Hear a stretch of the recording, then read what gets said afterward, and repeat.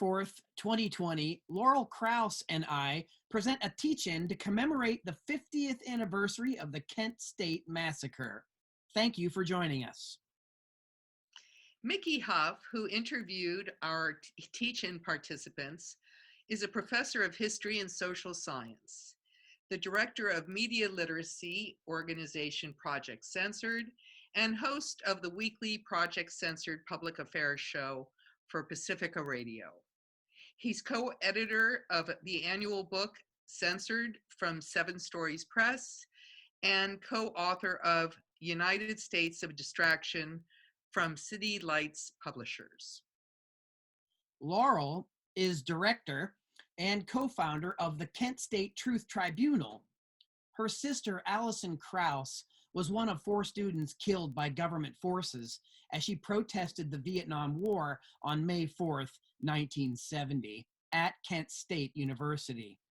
The Krauss family has sought Kent State truth, justice, and accountability since Alison was killed in 1970. Our teach-in was recorded in a COVID-19 pandemic shelter-in-place world as a response to our inability to gather together for the 50th anniversary of the May 4, 1970 commemoration at Kent State University. At the Kent State 50th teach-in, we examine Kent State from a 50-year perspective, its meaning for the individual and the collective, then and now, examining our collective history and how we may make peace with what happened on May 4, 1970. It was an honor and privilege to interview academics, socio-political historians, protesters, as well as massacre survivors on the many issues related to Kent and Jackson State. As you watch the Kent State teach-in for the 50th, you'll watch discussion never before explored about May 4, 1970, and what it means to all of us now. Be forewarned, this is rough, unedited footage, recorded just days before the May 4, 2020 50th. Do you want to see more? Please let us know if you're interested in supporting more Kent State 50th teach-in conversations and taking it to the next level. History matters. We hope that these perspectives enrich your understanding of this important historical event and provide context for where we are as a society today, especially on matters of war and peace, civil and human rights, and how we can work together to create a more just and equitable world. Thank you for honoring the Kent State students and protesters on this 50th anniversary of the May 4, 1970 Kent State Massacre. Starting on May 4, 2020, you can watch the Kent State 50th teach-in online at www.projectcensored.org and at the site for the Kent State Truth Tribunal at www.truthtribunal.org, starting on the 50th anniversary, May 4th, 2020.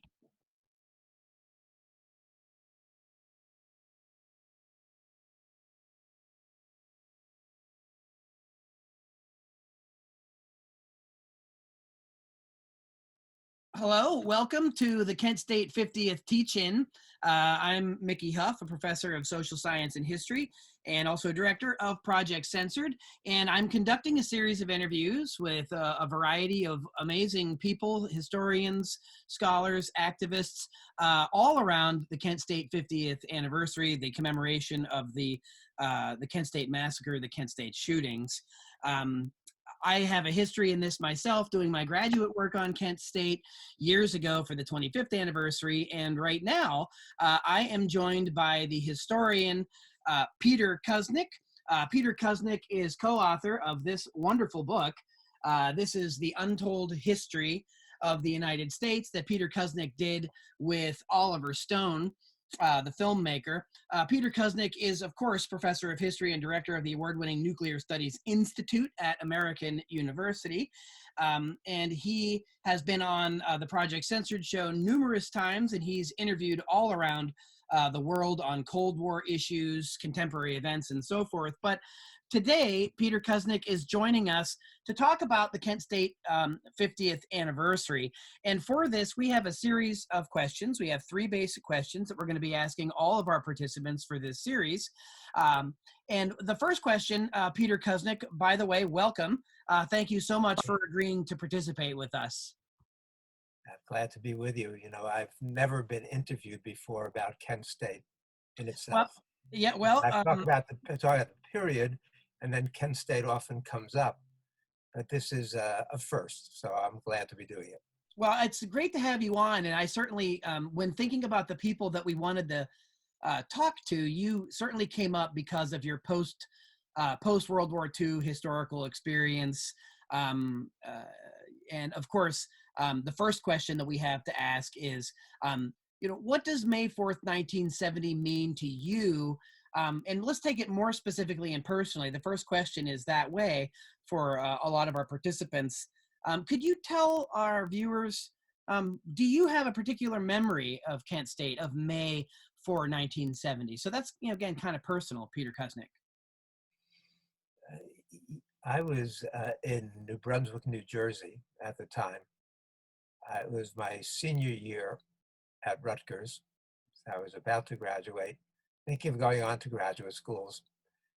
And then the invasion of Cambodia began. Nixon announced that on August 30th. So we were already very involved and very mobilized. And I'll get into some of the historical context a little bit later. So I was one of the leaders, or maybe the leader, of the anti-war movement at Rutgers at the time. And so when Kent State happened, we were already organizing round the clock, and then we got the news of Kent State. We'd been living in a climate of violence for years around the Vietnam War, around the urban uprisings in the United States, around the increasing confrontations with the police and the military over and over again. I mean, that was really the world we lived in.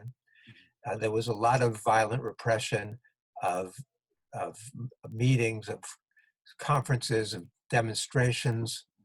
I mean, so the police were always a presence. And we always knew that the line between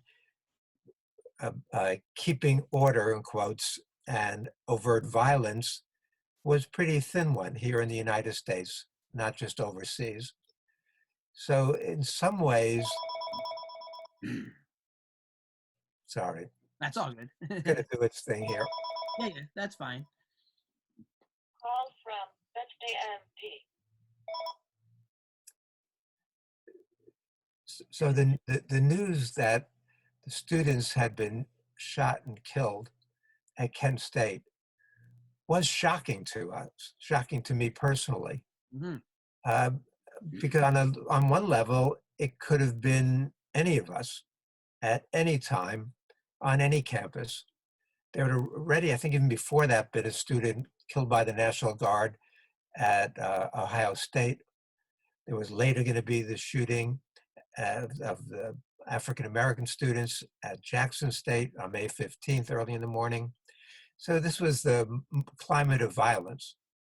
But once you saw the images of the kids at Kent State lying there, I mean, we've been predicting for a long time that the violence that they were unleashing in Vietnam, in Cambodia, and Laos and elsewhere could also be visited upon us. We knew that the repressive apparatus existed and that there were a lot of people in the United States who hated us and hated what we were doing. So when Kent State happened, it was just the concretization, really, of the violence of the state that the American leaders were willing to unleash, not only in Vietnam, but also on Americans. you have to remember that how much killing was going on at the time. Robert McNamara came into my class a few years ago and said that he accepts the fact that 3.8 million Vietnamese died in the war. So any government that is willing to cause the deaths of 3.8 million Vietnamese and 1 million Laotians and Cambodians is not going to mourn the death of a handful of American students. So it just made it more real.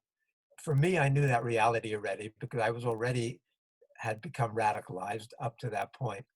But for many others, this was really a wake-up call. And so on top of the reaction to the invasion of Cambodia, which was tearing the country apart already, then once this hit, then things really, all hell broke loose on America's campuses. The campuses exploded. The combination of the invasion of Cambodia, the bombing of North Vietnam again, and the killings at Kent State was really enough to create what many people at the time said was a civil war. And they were very, very concerned about what was happening. The ruling class, the people in charge, the Kissingers and the others were very concerned about what was happening in American society, and they actively feared a rebellion. And that was the mood on campus. So a lot of people at the time, journalists, and then of course later historians looking back, talked about how the war kind of came home, right? Yeah. That was not that there hadn't been violence, as you clearly outlined, right? But that Kent State was kind of a pivotal point, if you will, where, like you said, for people like yourself that were already paying attention, had already kind of been radicalized, had more of a worldview. For example, I had been in Chicago in the summer of 1968 for the Democratic Convention. Okay, a number of us from SDS and people who are just or the New Left more broadly went to Chicago because there were going to be so many young Democrats there who we wanted to speak to and educate and organize and radicalize, basically. So I'd gone there with that intention. And what happened in Chicago, the commission that reviewed it afterwards, the official government commission, said it was a police riot. And it certainly was a police riot. And they unleashed their anger and rage. Norman Mailer has an interesting discussion of this in Army of the Night in Miami and the Siege of Chicago. And he talks about these working class kids who were not privileged. You know, sometimes there's a misconception that the protests were so large on the campus and the anti-war movement was so strong because we were afraid of being drafted. And then once the draft ended, all the activism stopped. But that's not the real story. And nobody I knew actively, everybody was concerned. Nobody wanted to go and fight in Vietnam, but everybody knew that they could get out. College students, first there were college deferments, then there were other ways, but everybody had a way to get out. Whether it was somebody like me, I'd already had one knee surgery from football and baseball and basketball injuries, and I had another knee. The other knee was not too far behind, so I built up my medical records, and it was legit. But I knew my friends were seeing psychiatrists, getting letters from psychiatrists. Everybody had ways to get out. The last resort would be going to Canada, but most people didn't have to do that. So when I went to Chicago in '68, there was what was a strong protest. The Democratic Party had been identified as the party of the Vietnam War. There were some peace candidates who we were supporting, but basically the Democratic Party apparatus then, like the Democratic Party leadership now, was center-right. Maybe better than the Republicans, but certainly not kind of decent leadership that the country needed or that we wanted to see. So we were there to protest in the streets and in the parks and challenge the establishment. And they unleashed an enormous amount of violence against us there. And the interesting thing about that was that, number one, they not only clubbed and beat the protesters there, but they also beat the media. And so the press was also getting pulverized and pummeled by these thugs. And so they were much more sympathetic than they would have been. And some of it was captured on national television, Yeah. live, The live world is footage of people watching, being right? pushed through the plate glass windows Mm. and just being brutalized by the police. And so there was that kind of climate. So Kent State occurs a little bit later, but we knew that potential existed and was just beneath the surface. It was just being held beneath the surface. And we also knew what was happening to other groups. We saw the murder of the Panthers. Yeah. We saw all kinds of COINTELPRO operations. We knew the repressive apparatus was there. So what happened with Kent State was tragic. Yeah. These were young kids protesting, but it wasn't shocking to us. Yeah. But it did shock a lot of people who hadn't gotten to the point where some of us were when Yeah. this happened. Well, fully unleashed, right? So, the next question that we have is how has May 4th, 1970, the Kent State Massacre influenced the collective societally then maybe to now? This is a big open question. So, and you as an historian can interpret it as you like, but, thinking back, how do you see what happened at Kent as influencing where we've gone as a society? Well, as a historian also, that we suffer from historical amnesia. Yeah. Country. Gore And Vidal, right? The United States of Amnesia. yeah. Americans, when it comes to understanding their history or any other history, are very weak.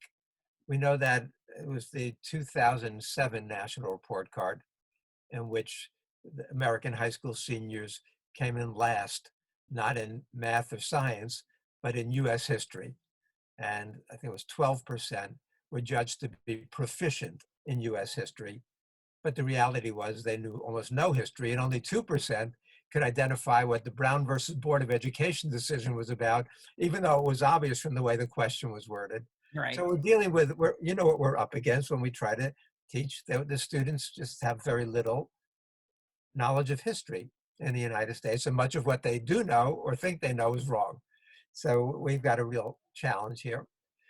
And so the context that I like to think of this in is that this was a period, a rare period, when people were already energized in studying history, and we were having study groups, and we're putting out pamphlets and leaflets and flyers and having teach-ins. I mean, this was a period when people were more aware, and we saw the effect that it was in the fall of 1969 that 69% of college students consider themselves to be doves.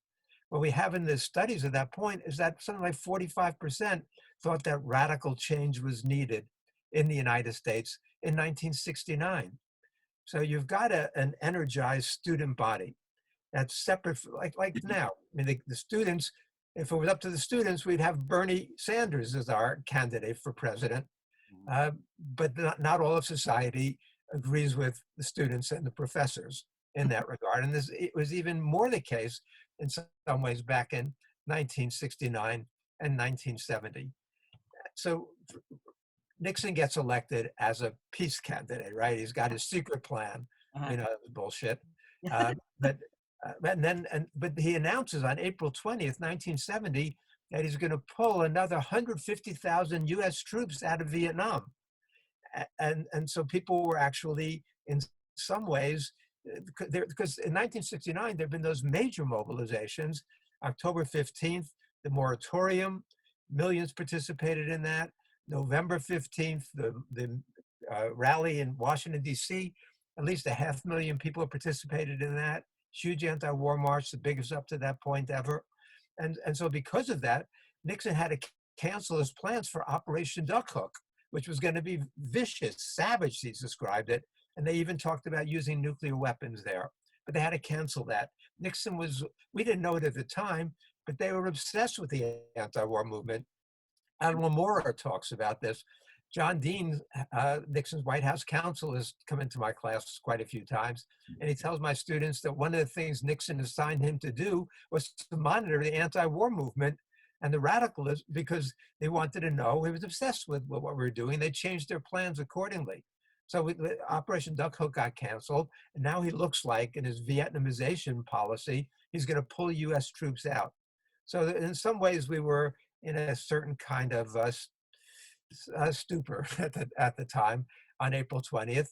Then April 30th, Nixon announces that he goes on television, he makes his speech, and he says that we're going to actually, that he announces the incursion into Cambodia and the bombing, new bombing of North Vietnam again.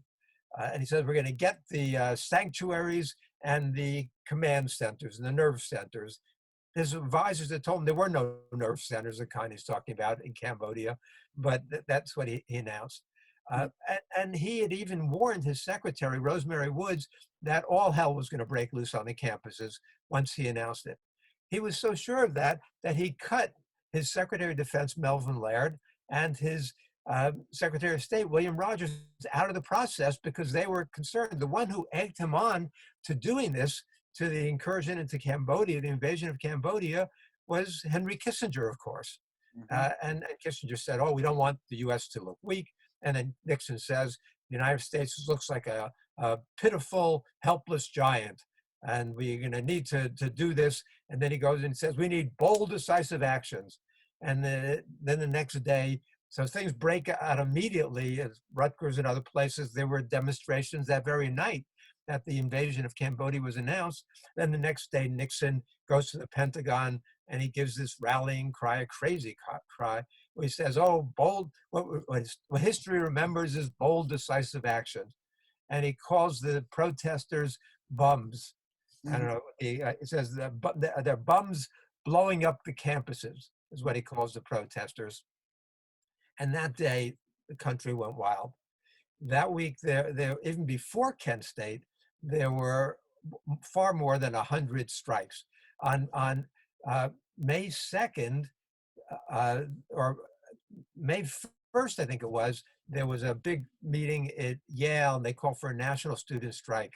And then the president, the editors of school newspapers issue a joint editorial around the country condemning what was happening. At Brandeis, they set up a national strike information center.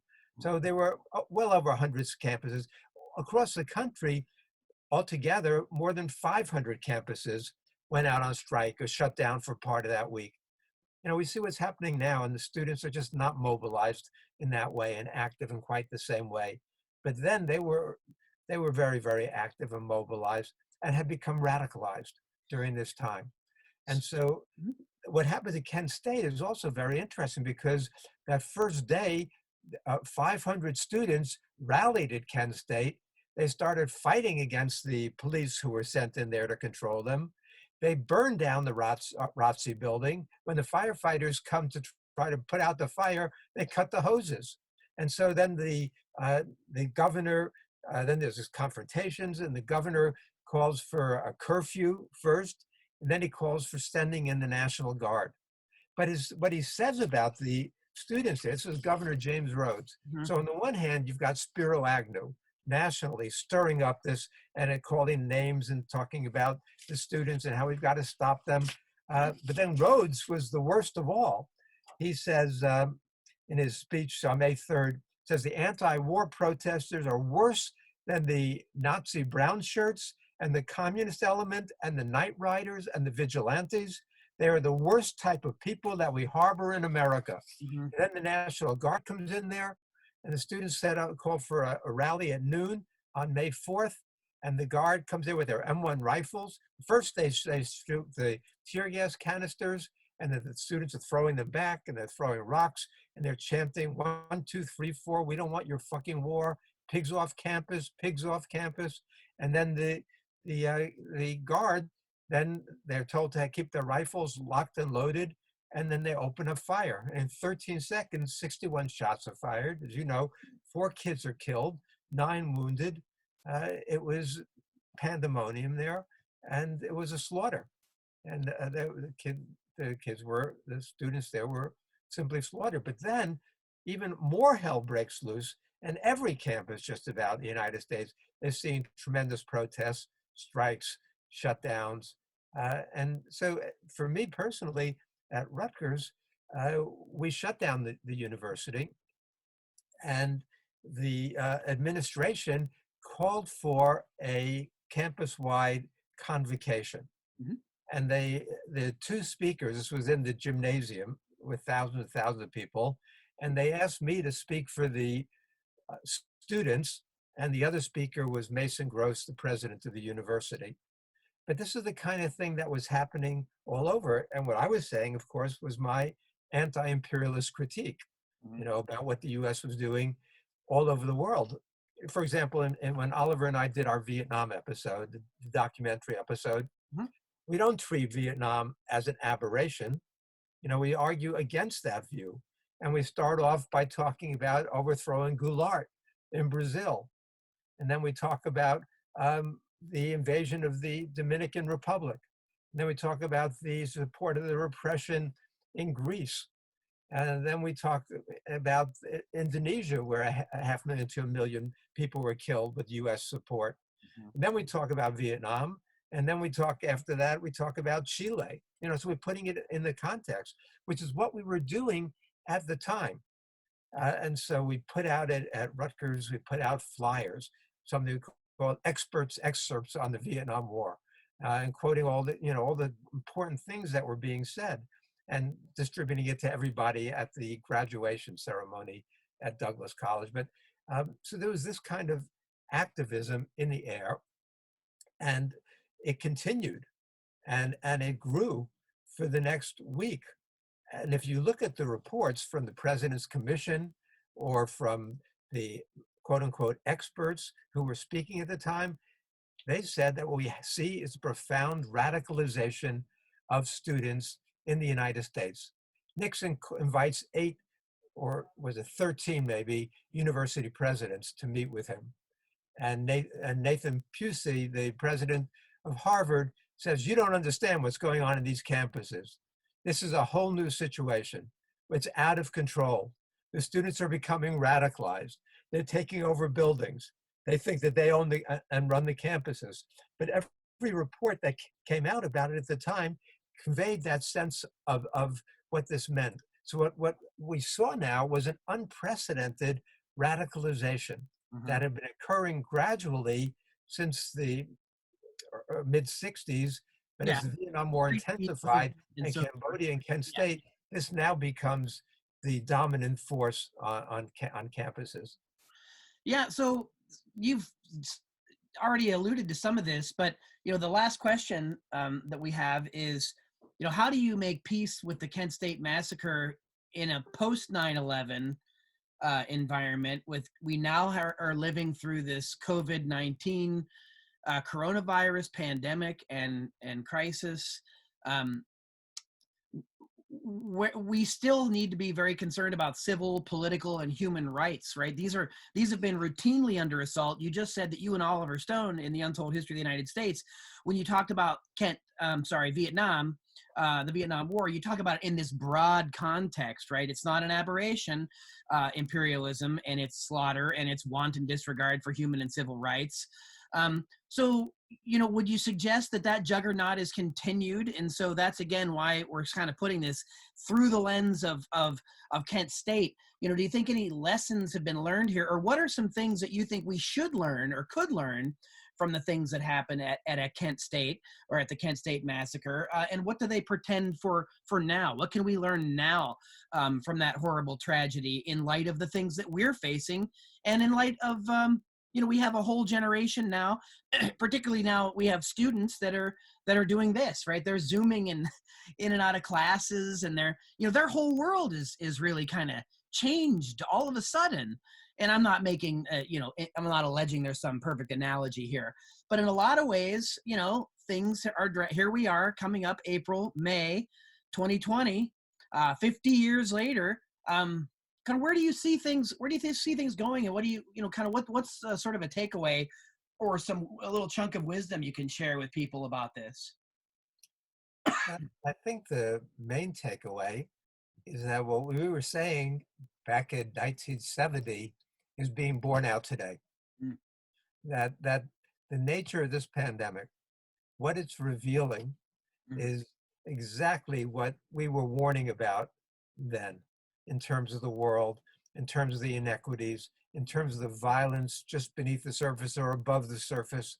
I mean, we're seeing that now. And there are even parallels between Nixon and Trump, both in their repre- eager repression, both in their mendacity. Mm. Trump is now up to more than 18,000 Yeah. lives. Nixon lied constantly in the same way, but also in terms of Vietnam was part of the war of the first world against the third world.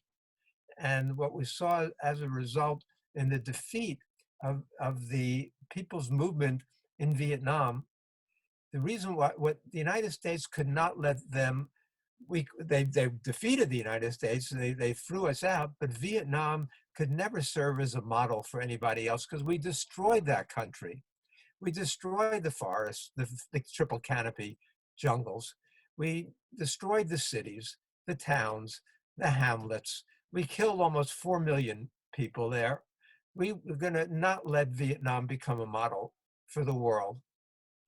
And the world we face now is one in which the richest 8 people have more wealth than the poorest 3.8 billion people.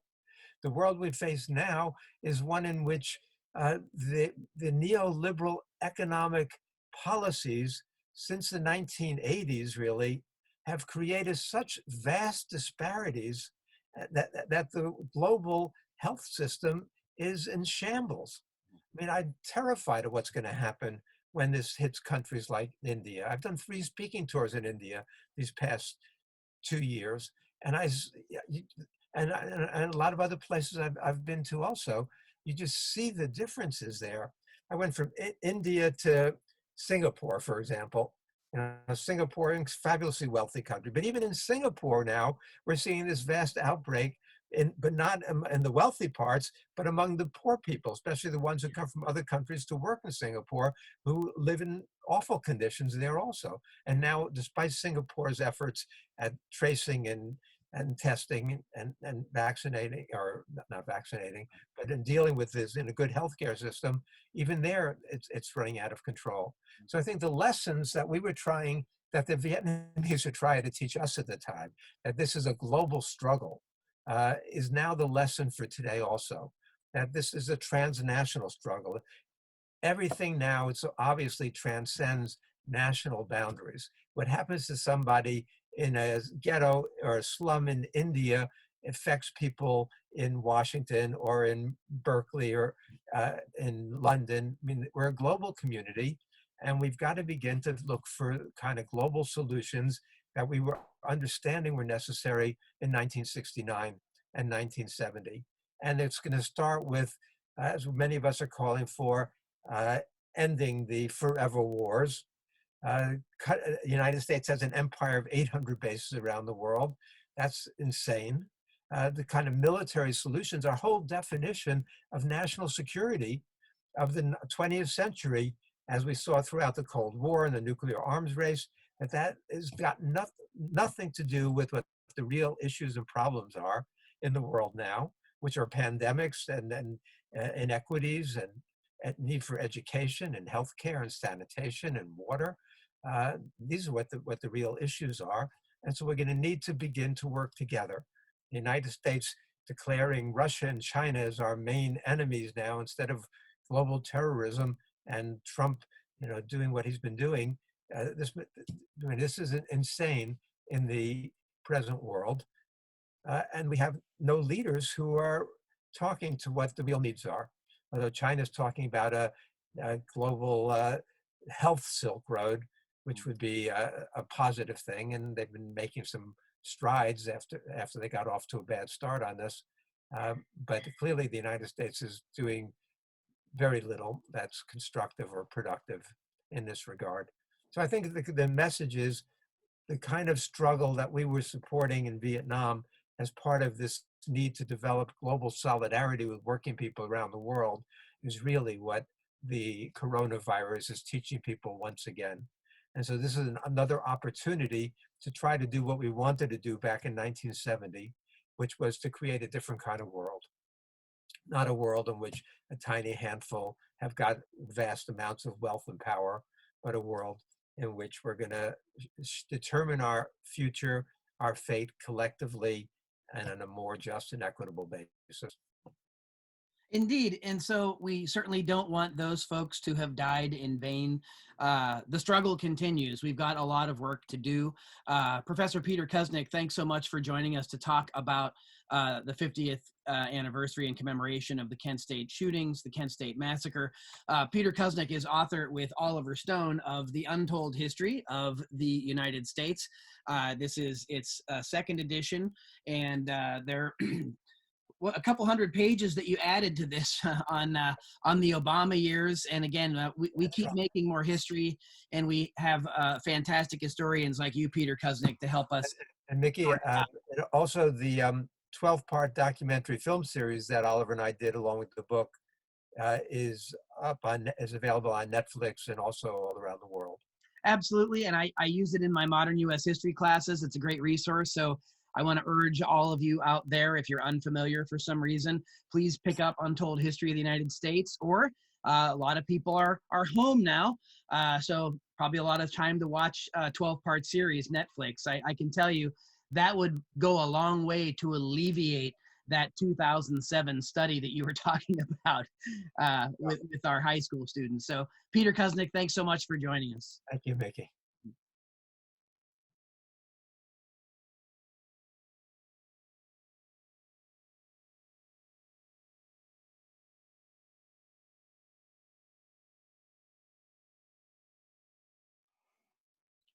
All right, here we are. We are continuing our conversations for the Kent State 50th anniversary. I'm Mickey Huff, Director of Project Censored, and facilitating conversations with a number of amazing people that have had some connections over the years, going all the way back to May 4, 1970. And right now, we have with us Joseph J. Lewis. Joe Lewis, why don't you just tell us a little bit about your background so our viewers, listeners know who you are. And then we might as well just jump right in, since the first question we have for all of our participants is the same. What does May 4, 1970 mean to you? And do you have a memory of Kent State? And of course, I know you do. So Joe, please go ahead.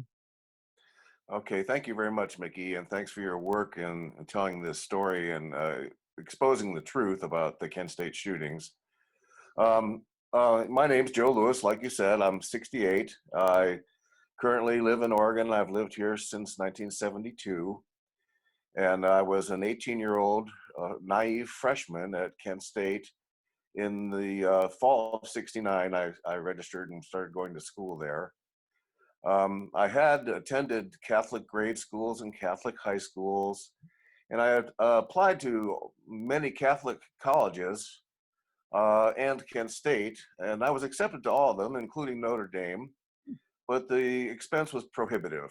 So Kent State was the state school, 45 minutes from my family home, and I was the first in my family to go to college. I'm the oldest of 8 kids, and so I was felt very lucky to be able to go to college. I was always a good student and curious. And so I felt very lucky to go to Kent State, and my profession, my major, as much as that doesn't matter when you're a freshman, was pre-professional social work. I was, like I said, very idealistic. When I got to school, I was really fascinated with the sciences. Biology and anthropology were particularly interesting to me, and I took French through high school. Ever the rebel, instead of taking Spanish, something that would be so helpful to me.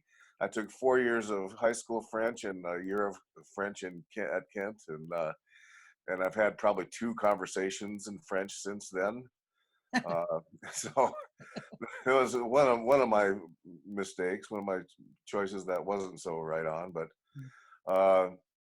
So as I said, I was, I'm a child of the 50s, and in my preteen years, we witnessed the civil rights movement on TV, the peaceful demonstrations of Martin Luther King and his companions, and the brutal response from society to their righteous attempts at equality and justice. And being raised in the Catholic tradition, that was also ingrained in my principles and values. And so when the time for the war in Vietnam came, and if people are old enough to remember that, that was a televised war, not just filtered through television, but actually reported on through television, so that in our homes, the 6 o'clock evening news, we actually would see soldiers who were dying basically with chest wounds on TV, and it was horrible, and it really turned me against that war, which I didn't think our country had a reason to be involved in. So I was an anti-war high school student. I'm not really an organizer, but those were my strong convictions. So when I got to Kent, I searched out and listened to a couple of SDS presentations. And I wasn't sure that was the route for me, but I did join in the student mobilizations of October and November 1969 and protested. And I think I saw, and I know I saw Alison Krauss there for the first time, for the first time in a demonstration. I didn't know any of the other folks who were shot or killed at Kent State in 1970, but in the dormitory where I lived, Johnson Hall, each student shared a mailbox with another student.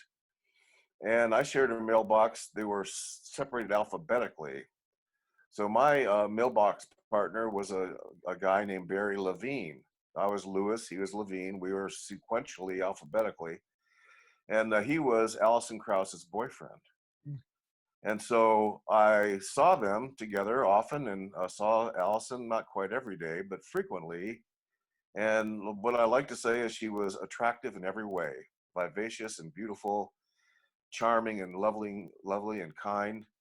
And so she was a very attractive person, although I didn't know her personally. I did feel that connection afterwards when we shared a common experience being shot by Ohio National Guardsmen. Yes, I do remember May 4th, 1970, and I saw the events of the previous weekend where the National Guard was attempting to enforce the curfew and had helicopters overhead, and I saw the building get burned down, and I think under suspicious circumstances. Mm-hmm. One thing I'd like to point out, in December of 1969, so roughly 5 months before the Kent State shootings, the FBI COINTELPRO operation, in conjunction with the Chicago Police Department, murdered Fred Hampton and Mark Clark in their beds in Chicago, shooting through the walls 90 times. And one shot went out, and then they figured that it was when Mark Clark was shot in the chest and the shotgun he was holding discharged into the ceiling. And since time has gone by, there have been many other revelations about COINTELPRO activity, the attempt to infiltrate dissident groups, and basically stop dissent in America. And I don't have any proof, but logic tells me that there may have been an aspect of that in the battle the FBI had with the anti-war movement. So May 4th, 1970, the campus at Kent State had been occupied by 900 Ohio National Guardsmen. And the rules were these: the campus was open as usual, classes were going on, but the Ohio National Guard was going to enforce a limit of no more than 4 people could gather together on the campus at any one place. So this was an impossible situation. And I attended a class that morning with my girlfriend at the time, and it was a sociology class, and there were actually 2 different points of view. One was that it's a participatory democracy that we live in, and we need to have our voices be heard. And the other was, you better stay low and get the hell out of sight, because this is a very dangerous situation and you could be at risk. Mm. And so I weighed both those possibilities, but friends of mine had been assaulted the night before, Sunday night, on the front campus when they violated the curfew, were told that they could speak with the president of the university and the mayor. But then at curfew time, the National Guard had surrounded them and bombarded them with tear gas and chased them with bayonets, on the points of their guns back onto campus. And there were several people who were injured that night. And one of my friends, who was a really strong woman who I had great admiration for, I saw her that night and she was trembling and shaking, which was very not in keeping with her strong personality type. And she just kept saying through her tears over and over, they lied to us, they lied to us. And so that combination and seeing students herded at bayonet point into their dorms on campus on that night convinced me that I wanted to at least lend my presence to the opposition of the invasion and occupation of our campus by 900 National Guardsmen. And so the morning of May 4th, 1970, I went out and joined the crowd of students on the Commons as the victory bell rang, in an effort to lend my body, my presence, to the statement that we don't want you here, these guardsmen. The guardsmen were lined up across the Commons with their gas masks, helmets, and bayonets and rifles.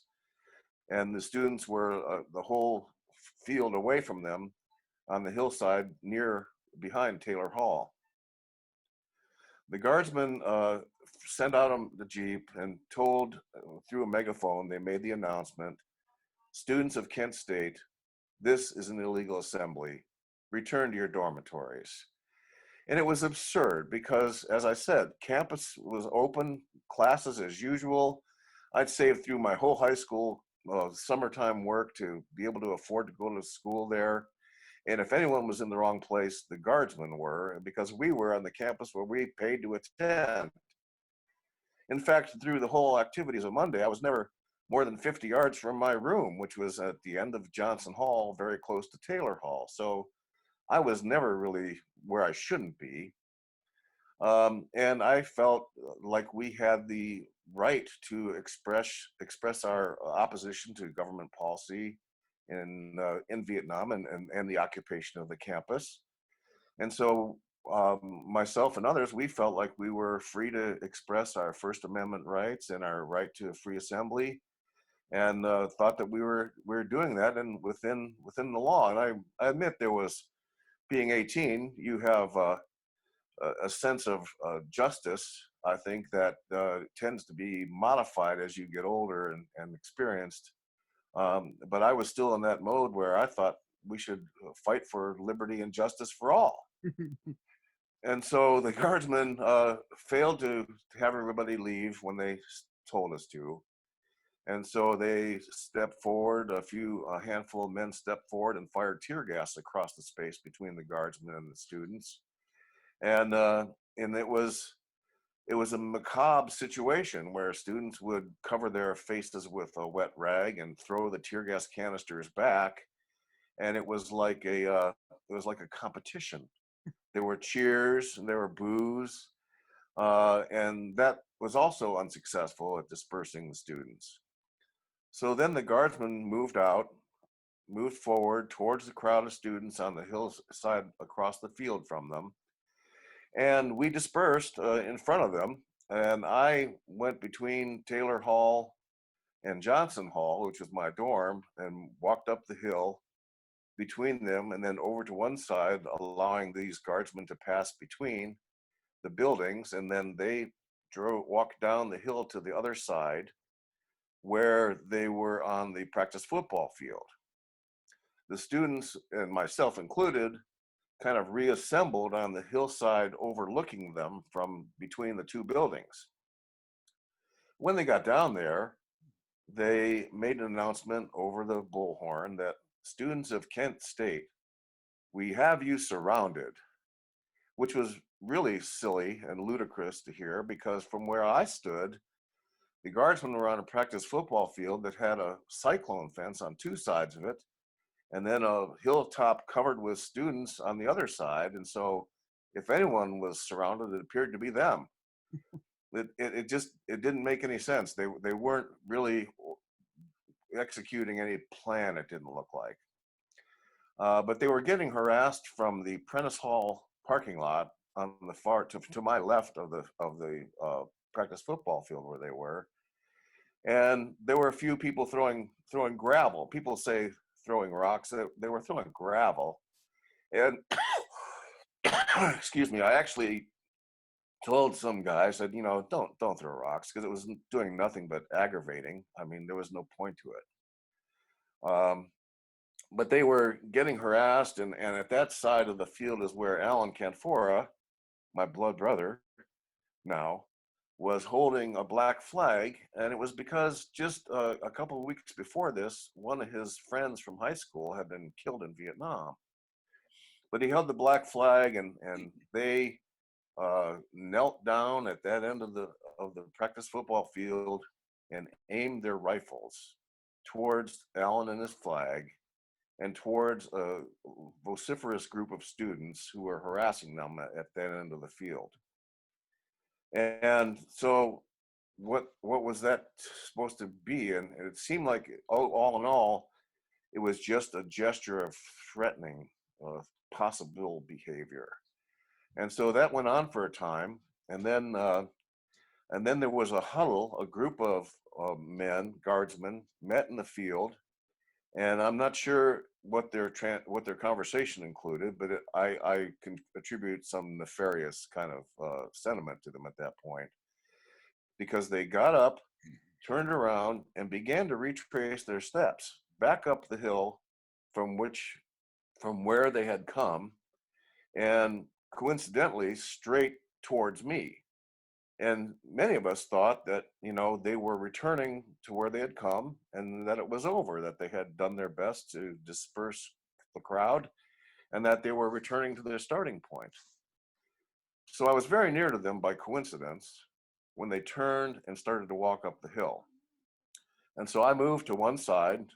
I was 18 and foolish, but not that foolish. When they started walking towards me with the bayonets, I moved over to the other side and just stood there. And I want to point out, silently and motionless, just kind of basically pivoting and watching them as they walked from my left to my right up the hill. And as they did, they were looking very sharply over their right shoulders back at the Prentice Hall parking lot area. This is, mind you, where the 4 kids who were killed were located. And so they walked up past me, and what I saw, and they got to the corner of the railing in front of Taylor Hall, the first 3 riflemen turned simultaneously. And I've always said that it was either by a previous agreement or by a command. And now at the time, I did not hear an order to fire. But there has been analysis of an audio recording that day that clearly shows what sounds like an order to fire by the guardsmen. Yeah, Stuart Allen, the late Stuart Allen, was the one that analyzed that, the Stuba tape, right? Yes, the Struby tape, yes. And so when they turned and aimed their rifles, first they aimed, and when they did, I was reflecting on the gesture on their practice field where they aimed their rifles for an extended period of time. And so I gestured back with my right hand, middle finger extended. Soon after that, the ground in front of me puffed up in little puffs of dirt. And this was the first moment I realized that the guns were loaded with ammunition. I saw no point in discussions the night before or even that morning or no need for the guns to be loaded with live ammunition or ammunition of any kind. And so the ground puffed up in front of me, and immediately at that moment, I was struck by a bullet that hit me in the right abdomen, just inside of my right hip, and then apparently glanced off something called the iliac bone and exited in where my left jeans pocket is, with an entry hole the size of a quarter and an exit hole the size of a Coke can. I was knocked to the ground. And the shooting, the gunfire lasted for 13 seconds. Well, I'm not exactly aware of everything that happened. I was in a state of shock and surprisingly conscious for the whole next period of time. And so I fell to the ground, and in testimony in our civil trial in 1975, another individual who was then a member of the Ohio National Guard testified that he shot someone who was already shot writhing on the ground. And when our lawyers asked him why you would shoot a person who had already been shot, his flippant answer, knowing that he was going to be protected, I think, by the jury, was, well, everyone else was shooting him too. And so I got another wound in my lower left leg, just above the ankle. And these were steel jacketed 30 caliber rounds. So they're basically armor piercing. Lucky for me, because that bullet through my lower left leg went between my two leg bones and didn't damage either one of them. So it had a quarter size entry wound, a quarter size exit wound between the two leg bones. And so for many reasons, I'm very lucky to be alive. And I have a load of guilt that I have to say I carry, because I was the closest person shot in a situation where the Ohio National Guardsmen said they were afraid for their lives. Now, anyone who was there, and I'm including all the National Guardsmen who were on that hill that day, they know that that's not true, because I was the closest person shot to them. I was silent and motionless, unarmed. I was giving them the finger, which I don't take a bunch of pride in, but that was the extent of my wrongdoing that day. And to me, that's the biggest lesson to take from the Kent State shooting historically, is that it was a peaceful protest. None of the students did anything that deserved to be responded to in that way. And so after I was knocked to the ground and the gunfire ended after 13 seconds, there was a pause, a dead silent pause, and then screaming, and all hell chaos broke loose as students realized what had happened and realized what they had just witnessed. And a person came up to me from my left, a student, and I learned that I went to high school with his sister. And so he noted my ID and put my wallet in my coat pocket, because the wallet of my jeans had been blown off, or the pocket of my jeans, that is. And I asked him, how bad is it? And he said, it's just a flesh wound, which I found reassuring, although it was far from the truth. And then from my right side, a young woman came up and held my hand, and I just squeezed the heck out of that girl's hand for however long she stayed with me. And then I started to think, I started having trouble breathing, and I started to think that, when you're 18, you don't have a lot of, I guess you don't have a lot of profundity developed. And so I was very flippant, even with this thought. I thought, this could be it. This could be the end of my life. But I have to say, I wasn't afraid. I felt a clear conscience, and got loaded in the ambulance, two of us to the ambulance. I was in with John Cleary, who was shot in the lungs and suffering greatly. But I remember laying in the ambulance, and high school classmates of mine who also went to Kent State came up to the window, and I remember raising my finger to greet them, to say hello. But then I couldn't breathe, and I asked the ambulance attendants. I said, I'm having trouble breathing, and I remember them saying, well, we don't know how to run the oxygen. But we eventually got to the hospital at Ravenna, Robinson Memorial Hospital. And it's really funny, the things that you remember in this exaggerated state of shock. We got there, and it must have been an orderly or somebody said, as we entered the emergency room, we're going to have to cut off your clothes. And I remember thinking, Mom's not going to like that. You know, just, I mean, it's ridiculous the kind of way your brain works under these situations. But then I went into surgery. I got 6 pints of blood, and I think I was in surgery for like 6 hours. And the next 48 hours were 50-50, live or die. And I got the last rites, you know, in the hospital. And when I came to momentarily for after about 2 days, and I remember I only was strong enough to say one thing because I knew what my parents would think. This was a pre-Watergate time, Mhm. and so the government was never doubted in those days. And so I just told my parents, I said, I didn't do anything wrong. And and so I'd like to add, neither did anyone else who was there that day. Um, but so I was in the hospital for 3 weeks and a day. Dean Kaler on my right, paralyzed for life. John Cleary on my left with an impressive set of scars on his chest. Um, and we didn't know each other before, but we've since become, I call us blood brothers. We've become very tightly bonded, as well as meeting the parents of the 4 kids who were killed.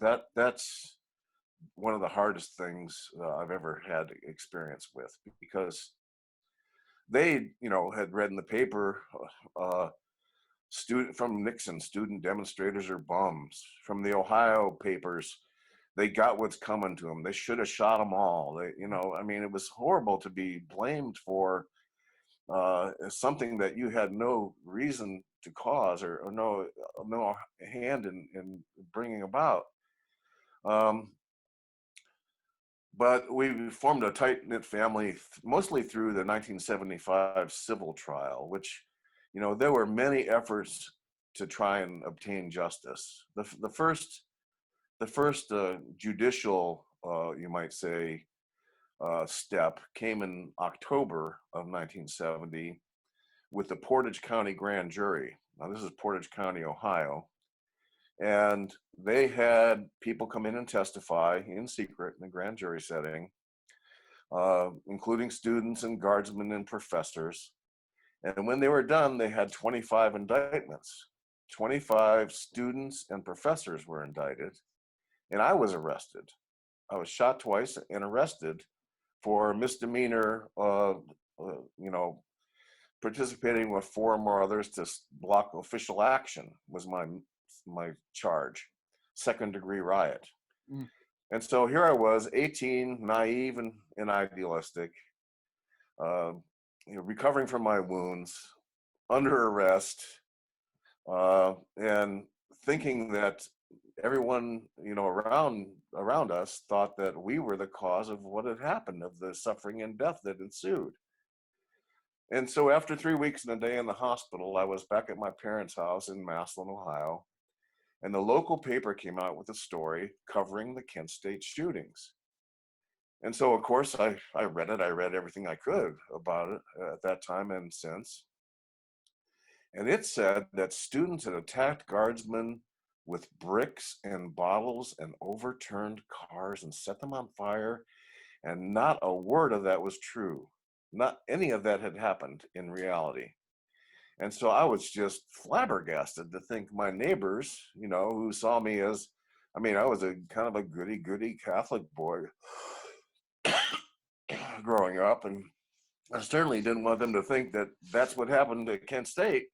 And so one of the lessons I've taken away is, excuse me, is that you can't believe anything that the media or the government says.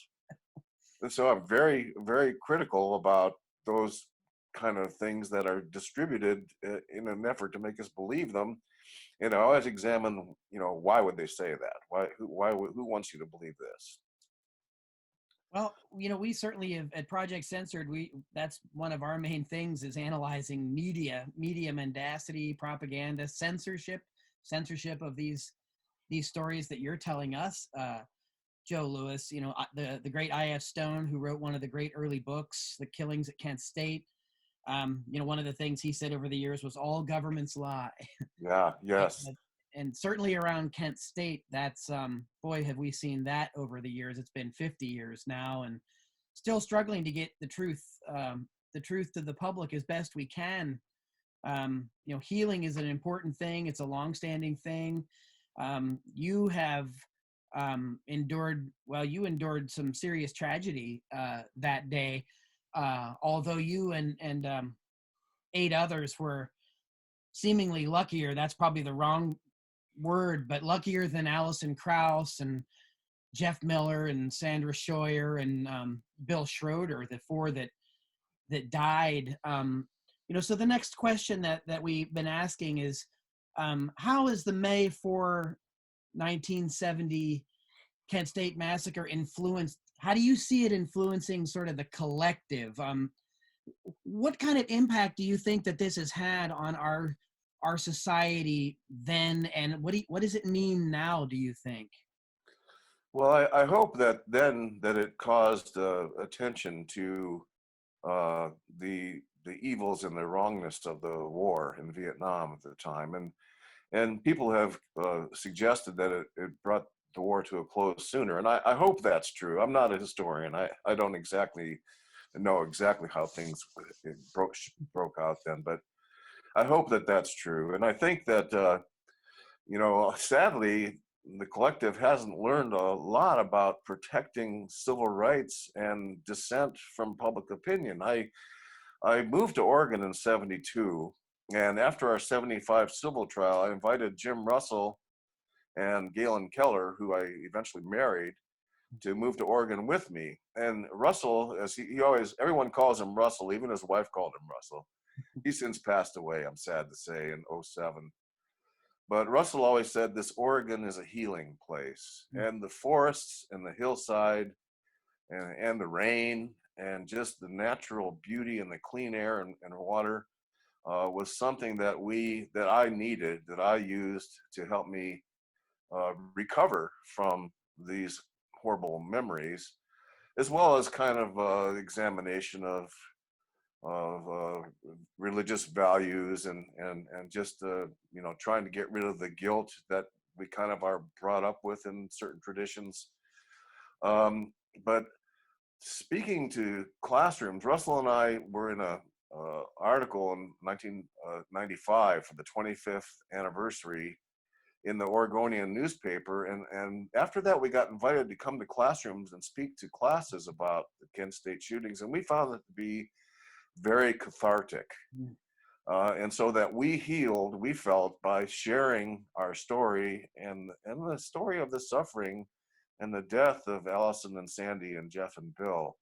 And as tragic as it was, we hoped to share the feelings that we had and the thoughts that we had about it. And what we always came down to with these students was you have to question authority. And so the effect on the collective, I think, hasn't been as strong as it should have been. The protection of our civil liberties, and I think when we talk about 50 years having gone by, we're in kind of a cycle of divisiveness again in our country, and polarity that existed in the 70s. And we have to remember that people who disagree with us aren't our enemy; they're just people who we disagree with. But I'm so appalled by the lack of leadership we have in our country now, and the lack of compassion for people who are unlike us, the treatment of immigrants and refugees.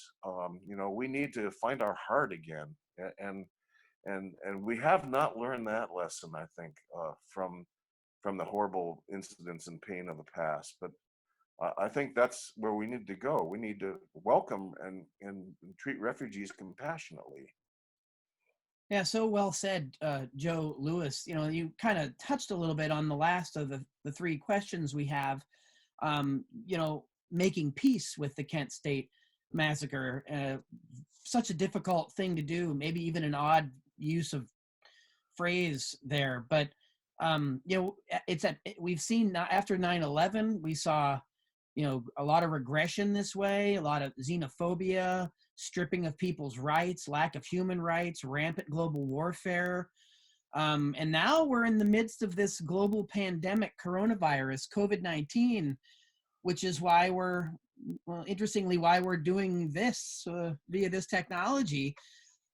We were going to go to Kent State for the 50th, and but the way I'm seeing some of this now, I mean, and again, we still have to worry about civil, political, human rights. You know, these are routinely under assault there, and they are also under assault now during this this pandemic and how it affects people very unequally. I'm just curious as to you know, any more advice or thoughts you have, or other things you'd have to say about coming to peace with what happened at Kent. But again, more about, you know, what can we be learning about? I mean, this is a strange opportunity that we have to connect this way. Laurel Krauss put us together, Joe Lewis. Otherwise, you know, I did my graduate work on Kent State, and I believe this is the first time that I've ever met you. I certainly read your name, and I read about you in the literature. And I was in Youngstown in 1995 in grad school at the 25th anniversary. But you know, it's for me that some of the silver lining here is that I'm getting to meet you and hear your story, and it's really moving, man. It's just a pretty incredible story that people really need to hear. And what do you have maybe that you could, people that see this, what would you hope that people take away from this? Well, you know, we need to have our citizens' rights protected. You know, a couple of the lessons from Kent State that I didn't really digest early on, but as I look back now, the National Guard were the ultimate militarized police force. Mm. They were, Governor Rhodes called out the National Guard more than any governor in the country at the time. And it was like his own private army. Mm. But they were not trained for crowd control. And so the parallel experience nowadays is the militarization of urban police departments.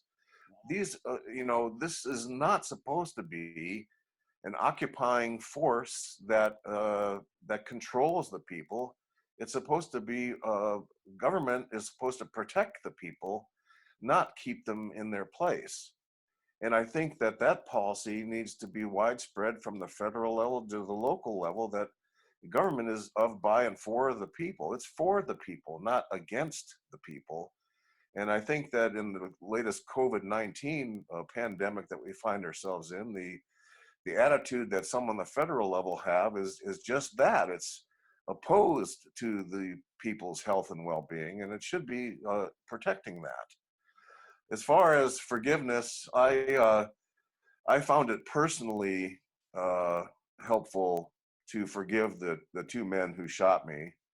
Not because, mostly because it was healthy for me, for my own well-being. And I also add that if they killed one of our four fellow former students, I don't forgive them for that. That's not my place. I forgive them for shooting me. Although I don't tell them they're innocent of wrongdoing, but I forgive them for the wrong that they committed against me, partly because it's good for my own sensibilities, and partly because, you know, forgive those who trespass against us is part of my beliefs and has been forever. Mm-hmm. So I don't know. I don't have a lot of wisdom to share. I do think that we need to grow our compassion. We need to understand people who aren't like us. Mm-hmm. We need to try and understand how people who with a different political point of view feel, but ultimately we have to treat each other kindly, and that's what I've tried to do. I always tell my kids, don't be fair, be generous. And I think that goes to forgiveness too. Let's be generous with our forgiveness. I'm really sorry that we won't be able to get together for the 50th commemoration at Kent State, both with you, Mickey, but especially with my 8 brothers, you know, blood brothers, who were also shot that day, who we didn't know each other, but now we're very tightly bonded. And with the families of those who were killed, for me, I always call it a bittersweet reunion. It's bitter for the memories, but it's sweet for the friendship and love that we share. And so I'll miss being there and on that hallowed ground. And you know, it's on the national register of historic places now. So it's been given its due that way. And in fact, the university has come around to recognizing the historical importance of the Kent State massacre, instead of originally the first few years trying to sweep it under the rug like it never happened. They sure did. Yeah. Yeah, including with the gym annex that they built over the shoot where people were shot. Yes. The incredible George Siegel sculpture commemoration debacle that ended up in Princeton. Yes. You know, the minimization of the memorial that took place later with the abstract artistic piece. It seemed that there was at least a whole generation of bungling, you know, of trying to sort of just make that go away. Yeah, that's true. And I also would add that the whole anti-war aspect of that period of time has kind of been superseded by other interests. And I'm still an anti-war person. I'm not a pacifist, but I don't believe in wars of aggression. And I don't believe we fix things by flying our military to places far away and killing the people we find there. I don't think that's a good policy for our country either. Yeah, well, that's certainly more lessons to take away from that period, Joe Lewis. In conclusion, anything else you'd like to share with our listeners and viewers? I appreciate your time today. Well, thank you very much, Mickey, for this chance. And I just want to say, like I tell students in the classrooms when I go to high schools or in colleges, I hope that in the future world that you control, you will allow for peaceful disagreement from government policies and peaceful protests in the streets. Indeed. Joe Lewis, thank you so much for joining us for this special presentation for the 50th commemoration of the Kent State Massacre. Thank you so much for your time. Thank you, Mickey.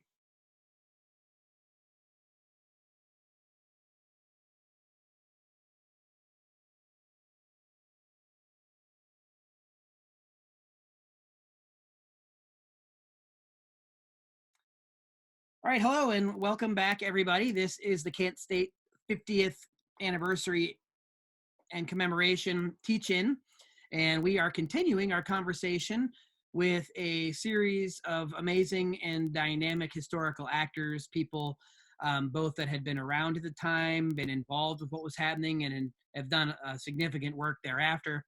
Our guest right now is no exception. David Zeiger joins us, and we are going to talk. We're going to ask David the same three questions we've asked others. So just to kick us off here, could you please just introduce yourself and say a few words about your work for our listeners and viewers? Thank you. Thanks so much for joining us. Yeah, well, thanks for having me. I'm a documentary filmmaker. I have been for the last 30 years. And one of the films that I made about 10 years ago, a film called Sir No Sir, that told the story of the GI movement against the Vietnam War, a story that's been very kind of heavily suppressed since that time. And as with most of my films, that film actually grew out of my own experience in the wake of Kent State. I moved down to Killeen, Texas, which is the town just outside of Fort Hood. And I, along with several vets and other civilian anti-war activists, worked in a coffee house called the Oleo Strut, which was part of a network of coffee houses that were anti-war coffee houses that, you know, that were outside of military bases throughout the U.S. and even in cities around the world. And these became centers of GIs organizing, active duty GIs organizing against the war, against racism in the military, in support of the anti-war movement, in support of the Black Panther Party, et cetera, et cetera. Hundreds of newspapers were published and distributed by GIs themselves. At Fort Hood, it was called the Fatigue Press. And I spent 2 years down there working with a pretty interesting variety of people, including a demonstration on Armed Forces Day, which we renamed Armed Forces Day in 1971, with close to 2,000 active duty GIs marching against the war under threat of court-martial, et cetera, right outside the gates of Fort Hood. And that really formed, my understanding of a lot of things. And that's what the stories that I told in that film.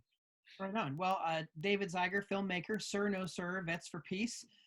Let's move into the series of questions here about the Kent State Massacre from May 4th, 1970. Just a reminder to viewers and listeners, I'm hosting this series with Laurel Krauss for Project Censored and the Kent State Truth Tribunal. My name's Mickey Huff, and we are looking forward to sharing a lot of the testimonies and stories we get with all of you. So, David, what does May 4th, 1970 mean to you? And do you have a specific memory about Kent State, about the day or the days around the Kent State shootings? Yeah, I have a particularly, I guess, an unusual memory about it. I actually, I had gone to Cuba on what was called the Venceremos Brigade in the winter of 1970. The Venceremos Brigade were these organized groups of basically radicals and a whole variety of folks from the U.S. who went to Cuba to help cut sugarcane they had a massive sugarcane harvest goal to try to make an economic leap. And we spent 3 months in Cuba cutting sugarcane and then traveling around the country. And then we came back. I think we were brought back on a ship that landed up in Nova Scotia. And a friend of mine and I then hitchhiked down. And this was, I believe we landed on, not May 1st, we landed on a couple days before May 1st. Because first thing we did was we hitchhiked to Yale, to New Haven, where there was a huge rally, both in support of Bobby Seale, who'd been indicted for, I believe, for kidnapping. I forgot exactly what the charge was. And also against the invasion of Cambodia, which had happened right around a few days before that. And a call for a national student strike. And so my friend and I, we were heading back to Los Angeles, and we went to the rally at Yale, and then we started hitchhiking across the country. And at one point, and I didn't realize this until after, that we were in Ohio, and the interstate was just crowded with military vehicles. I mean, it's just the whole state was National Guard vehicles, coming and going. And we just, seeing that, we hightailed it out of there. We got away from Ohio as soon as we could. And I think it was after that that we learned about what had happened, because it's hard to remember how you learned about things going on back then. There was no internet, of course, and it's really hard to remember that, but that's what happened. And then shortly after that, I went right down to Killeen, Texas, to work with the GI movement. So moving to, how do you see the Kent State Massacre of May 4, 1970?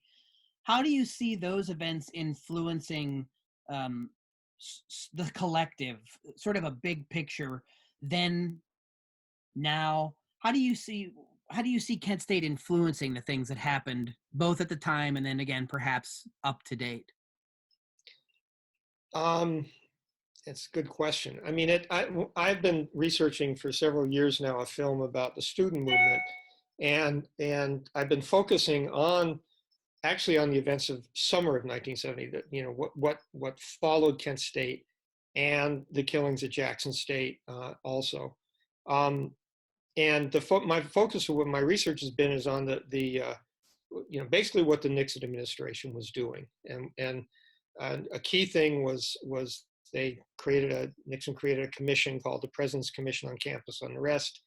It was actually created by Ehrlichman, who was the liberal in the Nixon administration, and they kind of developed this kind of roadshow where this commission was traveling around the country.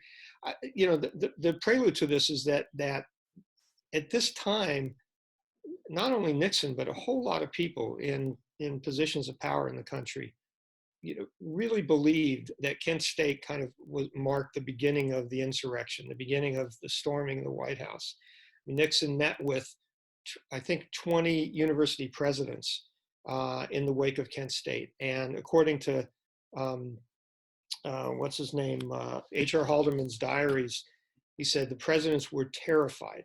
They said, this is, the thing that they said, and this is very significant, and I think this is true, is that the moderates on campus, who were the majority students, were now doing what the radicals were doing prior to that. In other words, the moderates had gone over to the radical position.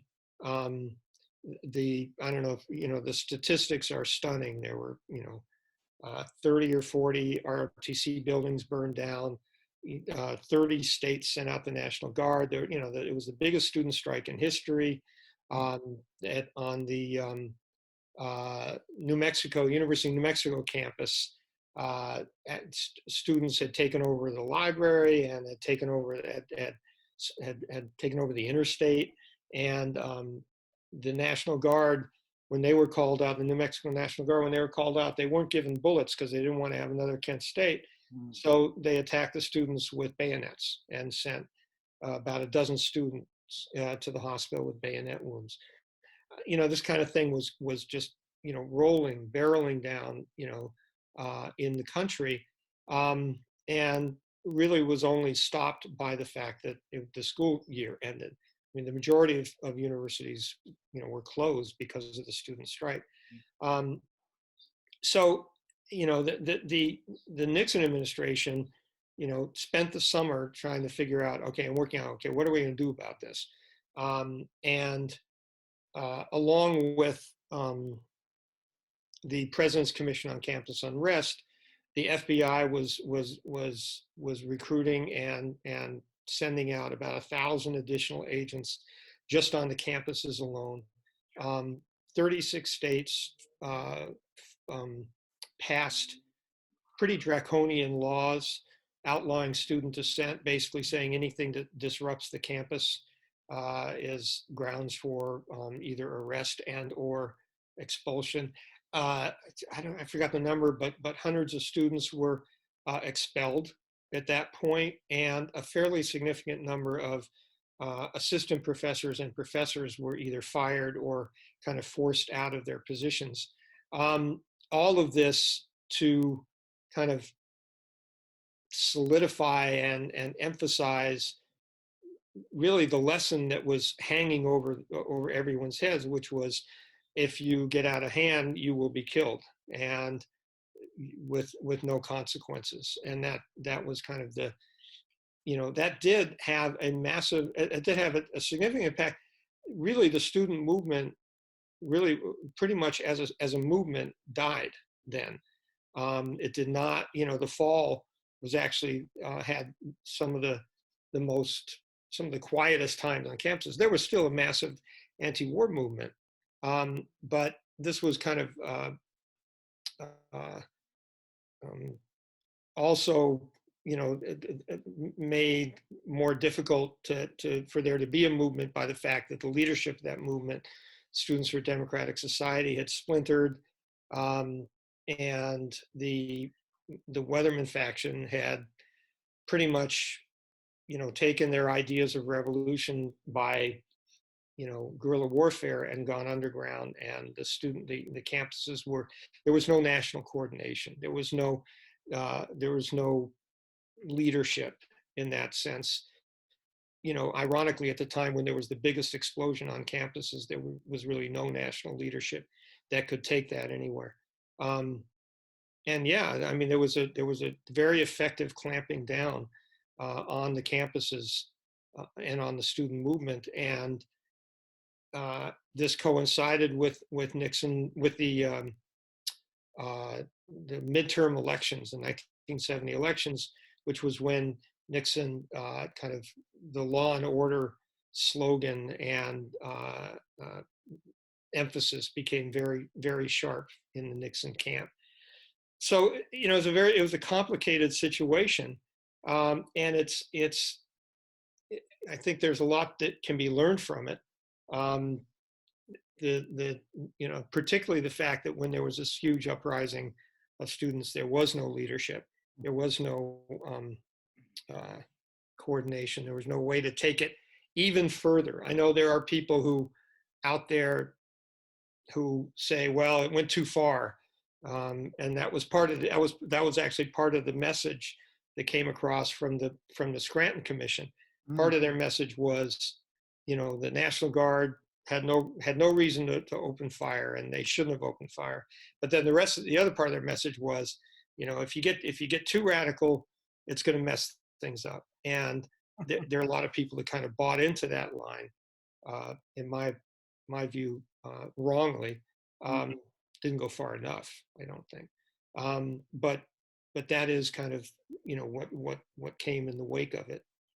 Yeah, and it seems, David Zeiger, then to now, you know, we've had a hard time seeing a sustained kind of social justice movement, certainly an anti-imperial, anti-war movement, you know, in the last 50 years. You know, there was an anti-war movement in Iraq, like 2003.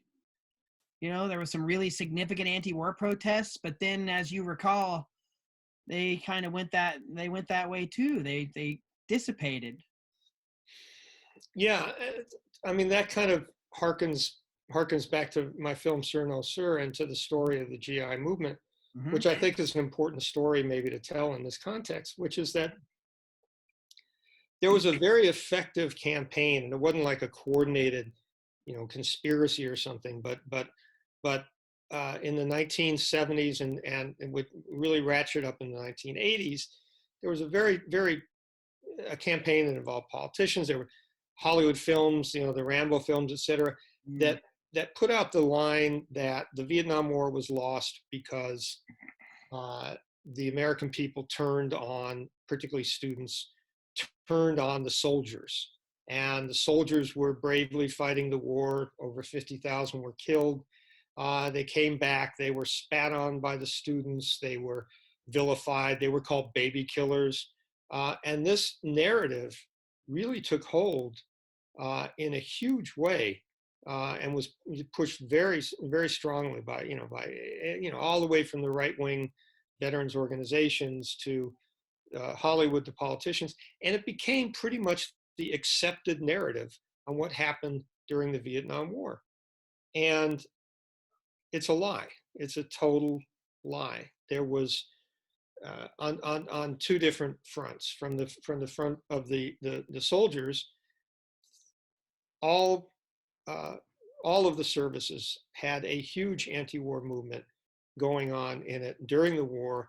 It began as early as 1965, 1966, and hit a pinnacle in 71, which is right around the time that Nixon pulled out the ground troops and focused on the air war, during which there were pilots who refused to fly. There were people who refused to participate in the bombings. There were, there were 300 plus different anti-war newspapers put out by GIs. There was a movement that involved thousands and thousands, and the military knew it, and the administrations knew it, and the people in the country knew it at the time. It was widely known that soldiers were joining the anti-war movement, that soldiers were refusing to fight, that soldiers were killing their commanders. There were national news reports about this. There were magazine articles. All of this stuff was very well known, that the military was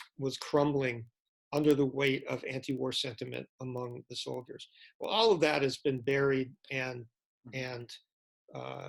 dismissed and made, well, it's just been buried since then by this mythology that the soldiers came home and the students spat on them.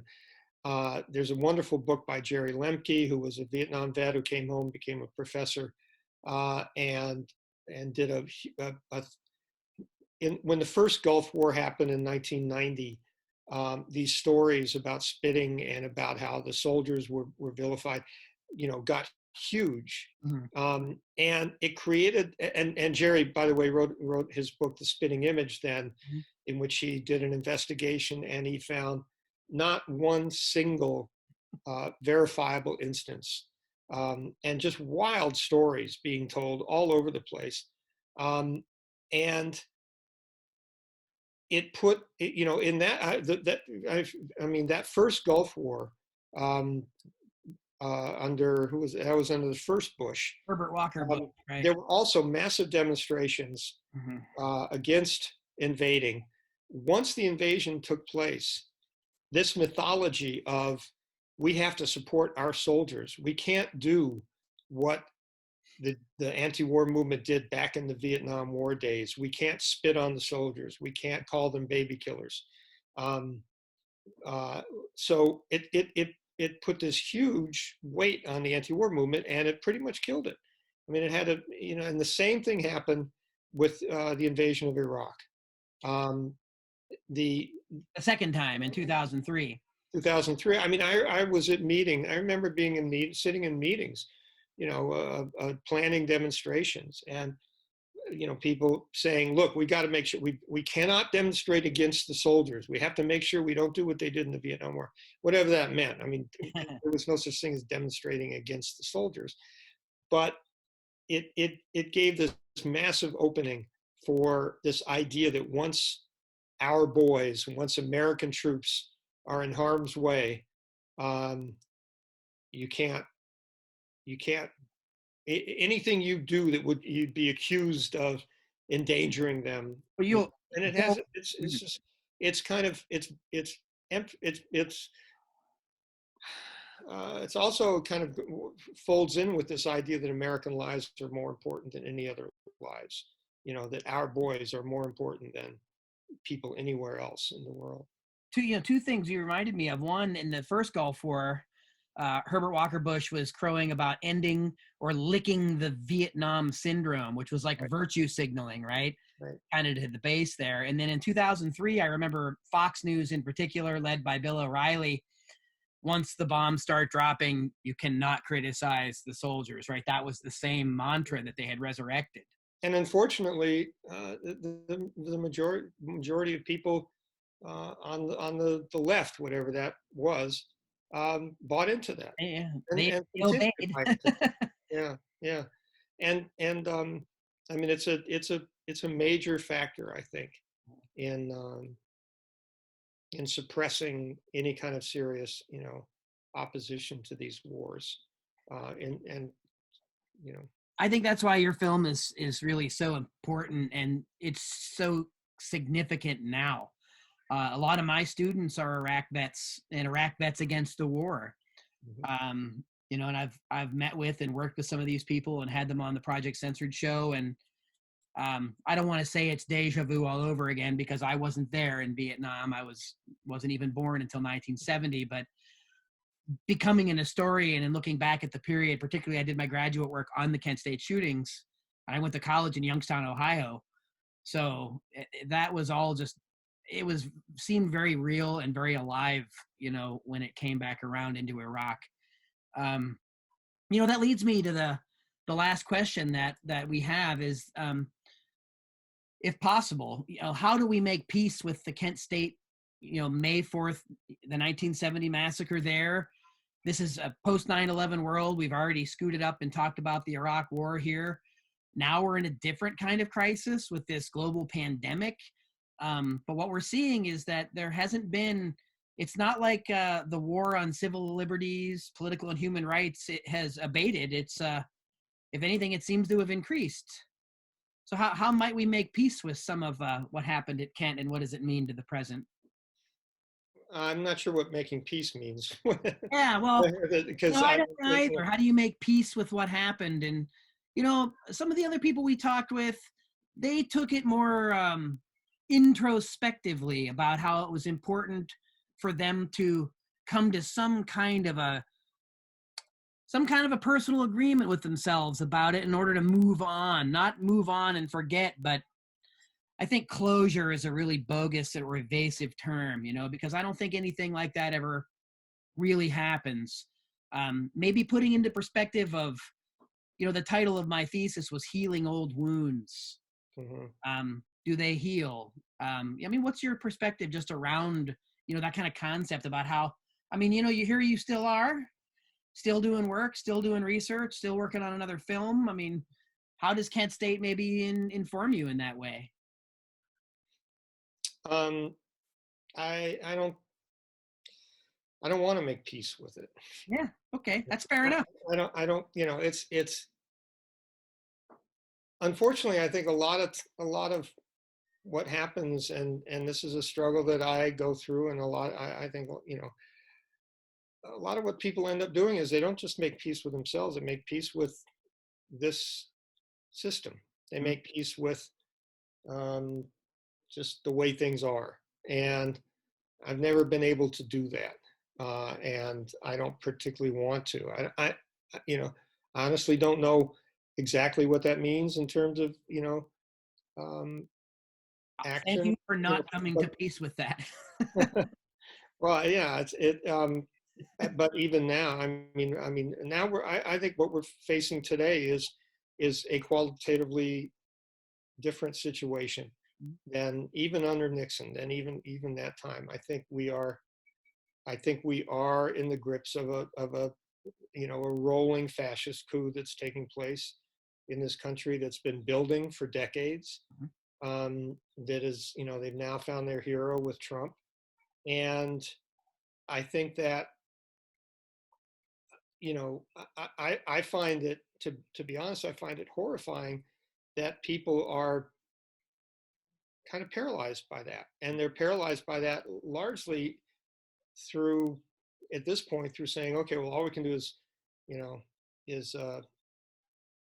try to get them voted out in the next election. Well,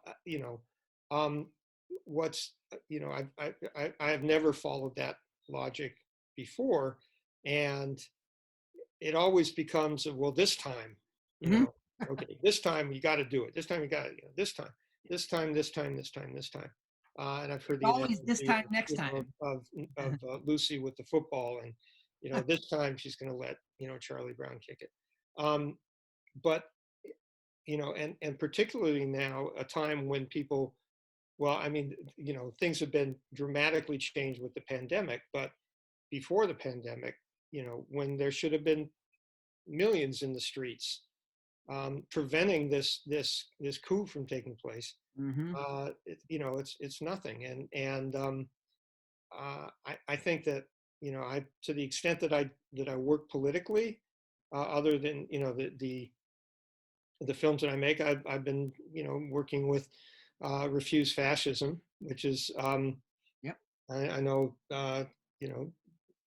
it's been a difficult struggle because, for so many reasons, people are just kind of sitting on their hands. But I do believe that we're in a situation that is unprecedented. And that Nixon could only have, in his wildest dreams, could have dreamed of doing what's happening today. And in a sense, what I take from Kent State is, you have to take it farther, and what that means, I don't know, but that's my feeling about it. It means that the struggle is to be continued. There's no alternative. Yeah. Yeah. Well, yeah, what you just said is something that resonates with me a lot. That next time, this time we've got to do this, and then we'll push for next time. But then next time always turns into this time again. Right. And that's really what's happened with the Joe Biden campaign. And now they're even taking Sanders off the ballot in New York, as if that's an acceptable thing to just throw in the towel. And some are even speculating that Trump may use the COVID-19 crisis to cancel or suspend the elections, which would certainly be something that Nixon would have dreamed about wildly. Yeah, no, I think that's true. It's I recently saw a speech by Bob Avakian where he talked about the